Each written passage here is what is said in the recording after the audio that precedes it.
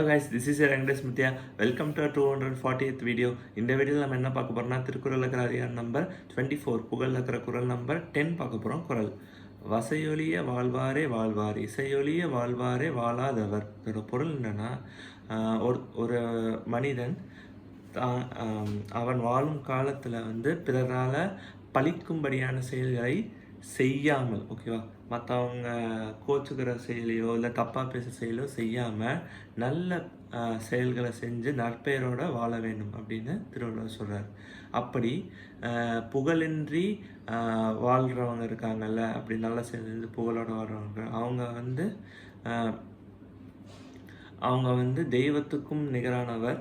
அதுவே இந்த புகழ் இல்லாமல் வாழ்கிறவங்க இருப்பாங்களே, எந்த ஒரு நல்ல காரியமும் செய்யாமல் எதுக்கு நம்ம மற்றவங்களை செஞ்சுட்டு நம்ம வாழ்க்கையை பார்த்துட்டு போவோம் அப்படின்னு இருப்பாங்கள்ல, அவங்க இறந்தவர்களுக்கு சமமானவர் அப்படின்னு திருவள்ளுவர் சொல்கிறார். ஸோ அவர் நம்ம வாழ்கிற காலத்தில் நம்ம பிறருக்கு கண்டிப்பாக உதவி செய்யணும். நம்மளால் முடிஞ்சதை அதை ஃபுட்டாகவும் இருக்கலாம், இல்லைனா ஷெல்டராகவும் இருக்கலாம். ஏதோ ஒரு ஹெல்ப் நம்மளால் முடிஞ்சது கண்டிப்பாக இயலாதவங்களுக்கு செய்யணும். அப்படி செஞ்சது தான் உங்களுக்கு புகழ்ச்சி கிடைக்கும். அதுதான் உங்களுக்கு ரொம்ப முக்கியமான சேர்த்து வைக்க வேண்டிய செல்வம் அப்படின்னு திருவள்ளுவர் சொல்கிறார். நன்றி.